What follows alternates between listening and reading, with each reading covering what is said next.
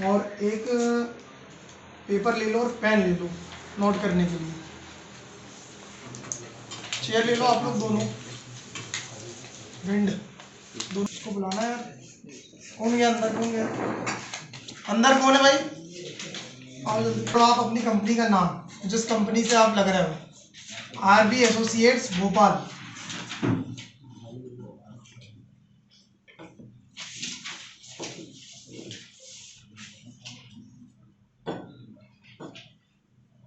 ठीक है, तो आपको किस पद के लिए नियुक्त किया गया है?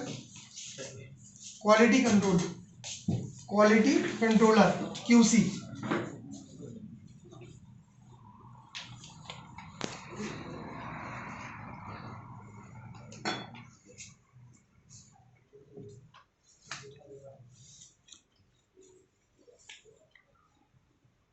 अब आप लोगों का काम क्या रहेगा वो समझ लो पहले, ठीक है। अभी आप लोगों को लोकेशन दी जाएगी कि किस लोकेशन में आपको जाना है। या तो वेयर हाउस हो सकता है, या तो मंडी परिसर हो सकता है, या समिति हो सकती है। तो दो प्रकार का केंद्र होता है, एक खरीदी करता है और एक भंडारण करता है। क्या करता है मतलब, एक जहाँ वो केंद्र जहाँ किसान अपनी ट्रॉली लेकर आता है वहाँ खरीदी हो रही है, वहाँ आपको ट्रॉली का माल चेक करना है। और वो जगह जहाँ आप ट्रक आ रहे हैं, जहाँ आपको किसको चेक करना है? बोरे को चेक करना है, बोरे का माल चेक करना है, वो भंडारण केंद्र हो गया। यदि किसी वेयर हाउस में खरीदी हो रही है तो वहां पे भी दो सर्वेयर लगते हैं। एक सर्वेयर जो खरीदी करवा रहा है, उसने पहले क्वालिटी चेक किया, और वहीं एक और सर्वेयर रहेगा जो वेयर हाउस में जमा करवाएगा। अगर आपने पास कर दिया और उसने फेल कर दिया तो भी दिक्कत, मतलब आपने खराब माल खरीदा। इसलिए ईमानदारी से पूरा काम करो, साफ माल खरीदो। तो समिति स्तर पे जो काम करेगा उसको अपना रिकॉर्ड मेंटेन करना डेली। वो पहले पहुंचे, पहला किसान जिसका वो सैंपल ले रहा है, किसान का नाम, किसान कोड, मोबाइल नंबर और किसान की सिग्नेचर। गोदाम में जो काम करेगा, जिसका वेयर हाउस में ट्रकों से माल आना है, वो ट्रक क्रमांक, टीसी क्रमांक, चालान क्रमांक जिसको बोलते हैं ट्रक चालान क्रमांक, और ट्रक किस समिति से आया उसका नाम, और ट्रक ड्राइवर का सिग्नेचर। क्लियर है? अब मेन चीज की हमें करना क्या है वहां पे पहुंच के, ठीक है। तो जो समिति स्तर पे काम करेगा सर्वेयर, उसे किसानों की ट्रॉली से, कहां से? किसानों की ट्रॉली से 4 भाग से, कितने भाग? 4 कोनों से, जितनी गहराई तक हमारा हाथ जा सके उतनी गहराई तक अपने हाथ को डाल के और सैंपल निकालना है। ठीक है, निकाल के कहाँ डालना है? प्लेट में। चारों दिशा से हम ले लेंगे, लगभग 500 से 600 ग्राम सैंपल निकल जाएगा। ठीक है, कितने ग्राम सैंपल लेना है? 500 से 600। क्लियर है? ये समिति पे जो काम करेगा जो उसके लिए हो गया। जो वेयर हाउस में काम करेगा, जो वेयर हाउस में काम करेगा अर्थात जो ट्रक का माल चेक करेगा, उसे डब्लू के शेप में, कौन सी शेप में?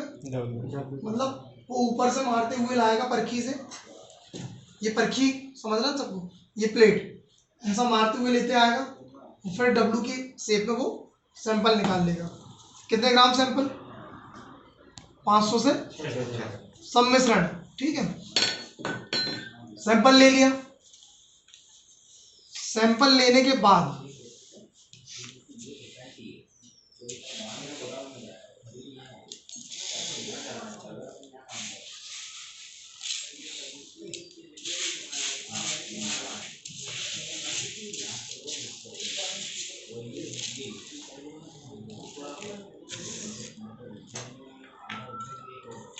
ये सैंपल ले लिया हमने। सैंपल लेने के बाद हम इसे अच्छे से क्या कर लेंगे? मिला लेंगे। ठीक है, ये हमने मिला लिया। ठीक है, फिर इसे हम क्या कर लेंगे? समान भाग में गोलाई से बिछा लेंगे, पहली स्टेप। ठीक है, दूसरी स्टेप हमें इसे 4 भागों में विभाजित करना है। कितने भागों में? 4 भागों में। तो बीच से हम ये लाइन डालेंगे, 1 और ये लाइन डालेंगे। कितने भाग हो गए? दिख रहा है सबको? 4 भाग, 1 2 3 4, ठीक है। तीसरा, फिर हमें 4 भागों में विभाजित करने के बाद आमने सामने के एक भाग को हम क्या कर लेंगे? निकाल लेंगे, ठीक है। निकाल लिया।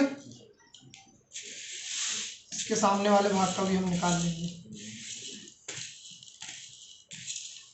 निकाल लिया। अब बचा हमारे पास कौन सा भाग? ये आमने सामने का 2 भाग। इसे फिर हम क्या करेंगे? अच्छे तरीके से मिला लेंगे। मिला लिया और वापस हम फिर इसे गोलाई में क्या कर लेंगे? बिछा लेंगे। ध्यान रहे कि मोटाई सबकी बराबर रहे,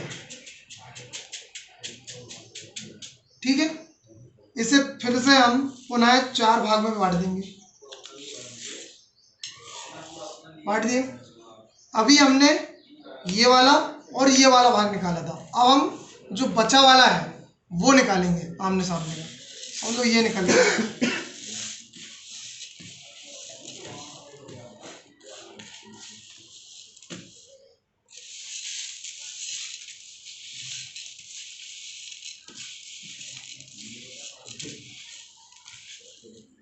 इसको कहते हैं क्या? ग्रेडिंग, ठीक है। अब ये जो बचा भाग है, लगभग अंतिम समय में 100 से 125 ग्राम सैंपल आपके पास में बचेगा शेष, ठीक है। 100 से 125 ग्राम सैंपल। 100 से 125 ग्राम सैंपल में से हमें 20 ग्राम सैंपल लेना है और उसका फिर एनालिसिस करना है, ठीक है। तो ये हमारा 100-125 ग्राम सैंपल बच गया। इसे हम फिर से क्या कर लेंगे? मिला लेंगे। मिला लिया और इसे फिर से हम क्या कर लेंगे? लगभग 1 सेंटीमीटर की मोटाई और 9 सेंटीमीटर की गोलाई से हम इसको क्या कर लेंगे? बिछा लेंगे। क्लियर है? ये हमारा 100-125 ग्राम सैंपल बचा। इसमें से ही हमें 20 ग्राम सैंपल लेना है। ये है क्या? Weight scale. क्या है? वेट स्केल मतलब वजन मापक मशीन। सुनारों के पास में देखा होगा आपने, ये छोटे छोटे रहते हैं। तो इसे हम ऑन करेंगे।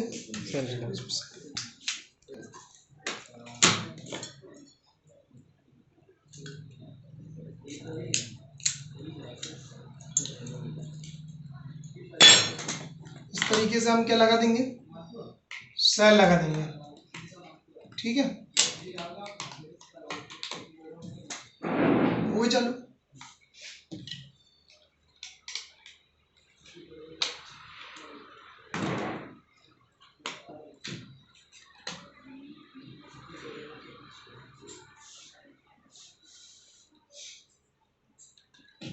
ठीक है। इसे हमने ऑन किया।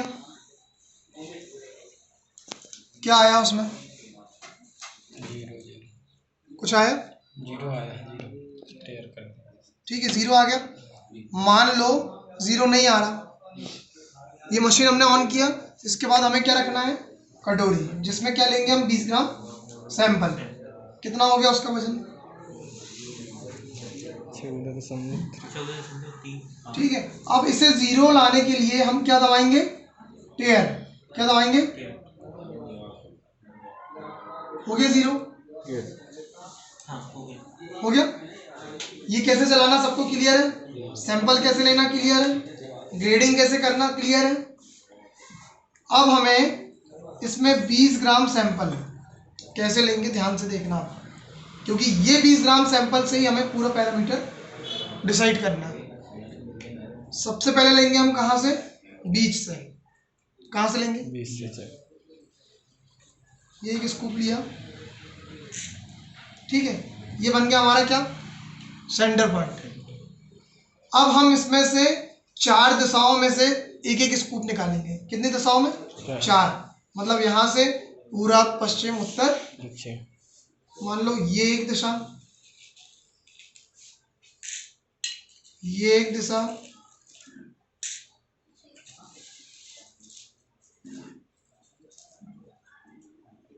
ठीक है, और कितना हो गया? 11.43। कितना? 11.43। ठीक है। अभी हमने 4 दिशाओं में लिया था, अब हमारे पास कितने पराठे बचे? 4 पराठे बचे, ठीक है। तो दिशाएं कितनी होती है टोटल? 4 मुख्य 4 होती है, फिर 8 हो जाती है, 8 और 8, ठीक है। तो अब 4 दिशा तो हो गई हमारी, अब उसके अन्य 4 दिशाएं से हम सैंपल लेंगे। ये रखी उंगली सेंटर से, 1 2 3 4। कितना हो गया? 18.05। 18.05। कहीं से भी सम्मिश्रण उठा के फिर ले लेंगे 1 चम्मच। कितना हो गया? 20। कितना हुआ? 20 पूरा परफेक्ट निकला। 20 ग्राम कैसे? मतलब हमने आधा 500 से 600 ग्राम सैंपल लिया, 500 से 600 ग्राम सैंपल को हमने ग्रेड किया, ग्रेडिंग करने के बाद 100 से 125 ग्राम सैंपल बचा था, 100 से 125 ग्राम सैंपल में हमें फिर ग्रेड किया स्कूप के माध्यम से, तो 20 ग्राम सैंपल परफेक्ट निकल गया। हमें 9 दिशाओं में से सैंपल लेना है। कितने भागों से? 9 भाग। निकला हमारा 9 भाग से सैंपल, आया 20 ग्राम। अब इस 100 से 125 ग्राम सैंपल को हम वापस अपना जो आधा किलो सैंपल था उसमें क्या कर देंगे? मिला देंगे। और अब इस सैंपल को हम बिछा लेंगे काय में? प्लेट में। अब नोट करो आप लोग पैरामीटर कि हमें कौन कौन सी चीज कितनी कितनी मात्रा और कितने कितने परसेंटेज में लेना है। तो सबसे पहले इसमें आता है, सबसे पहले आता है विजातीय तत्व। क्या आता है? विजातीय तत्व। इंग्लिश में बोलेंगे फॉरेन मैटर, FM।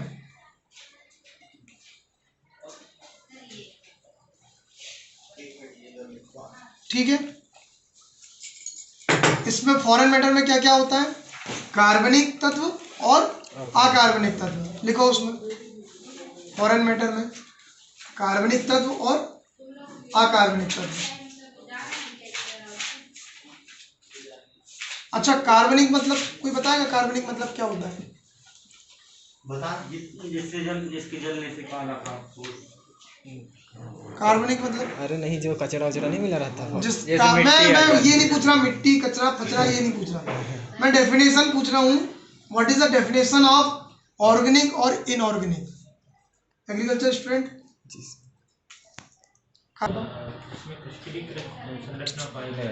नाम से सिद्ध, कार्बनिक मतलब कार्बन, जिसमें कार्बन की मात्रा हो। किसकी मात्रा? कार्बन की, वो कार्बनिक। और जिसमें कार्बन की मात्रा नहीं है वो अकार्बनिक। कार्बन डाइऑक्साइड मतलब कार्बन जलता है, क्या होता है? और जिसमें कार्बन नहीं है वो नहीं जलेगा। कहने का मतलब, अब गेहूं में कार्बनिक तत्व कौन सा आ जाएगा जो गेहूं छोड़ के जलता हो? कुशी, डंठल, कचरा, ये कार्बनिक में आ गया। कहने का मतलब सही था, लेकिन मैंने डेफिनेशन पूछा था कि कार्बनिक मतलब क्या होता, पता भी तो चलना चाहिए। तो जो जल सकता है वो कार्बनिक, और जो नहीं जल सकता वो अकार्बनिक। जो नहीं जल सकता वो क्या होता है गेहूं में? मिट्टी है, पत्थर है, कंकड़ है। और हमें ये दोनों कार्बनिक और अकार्बनिक दोनों मिला के हमें कितने परसेंट लेना है? 0.75%। नोट करो, दोनों मिला के 0.75।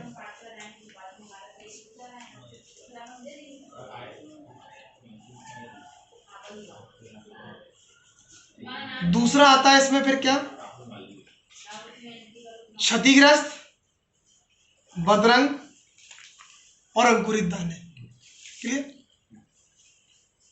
क्षतिग्रस्त, बदरंग व अंकुरित दाने, इसकी मात्रा हमें लेना है 2%। सब मिला के उसमें क्षतिग्रस्त भी आ जाएगा, बदरंग भी आ जाएगा और अंकुरित भी आ जाएगा। कितने परसेंट? 2%। तो सबसे पहला हो गया क्या, क्षतिग्रस्त। क्षतिग्रस्त का मतलब, मैं क्षति पूछ रहा हूँ, क्षति, क्षतिग्रस्त। बीच में कहीं ना कहीं से कुछ नुकसान हो जाए, कहने का मतलब कि जो ग्रैंड डैमेज हो गया, डैमेज मतलब किसी में फफूंद लग गई, काला पड़ गया, मतलब डैमेज हो जाए। जैसे देखो ये दिख रहा है डैमेज, दिख रहा डैमेज, दिख रहा डैमेज, ये डैमेज में आ गया क्षतिग्रस्त। उसके बाद में बदरंग, मतलब जो कलर जिसका उसमें गोल्डन तो है लेकिन और भी काला, कहीं काला पड़ रहा, कहीं पीला पड़ रहा, तो वो बदरंग में आ गया। ठीक है, समझ में आ गया बदरंग भी। और तीसरा होता अंकुरित। अंकुरित दाने तब आते हैं जब बारिश हो जाती है, सही है, जिसका अंकुरन निकलने लगता है वो अंकुरित दाने होगा। ये कितनी मात्रा में लेना हमें? 2%। क्लियर हो गया? पहला क्या था, विजातीय तत्व, उसमें क्या हो गया, कार्बनिक, और हमें कितना लेना है वो? दूसरा हो गया क्या, अंकुरित दाने, इसकी मात्रा हमें कितनी लेना है? 2%। क्लियर है? उसके बाद में आता है कटे, टूटे, सुकड़े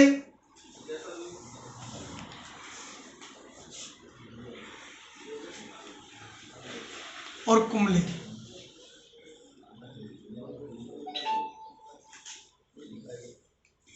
कटा तो नाम से सिद्ध है, टूटे वाले दाने, ठीक है। दूसरा हमारा क्या, सिकुड़ा, वो दाने जो सिकुड़ जाते हैं। इसमें एक और लिखना, अपरिपक्व। कटे, टूटे, सुकड़े, कुम्हले, अपरिपक्व।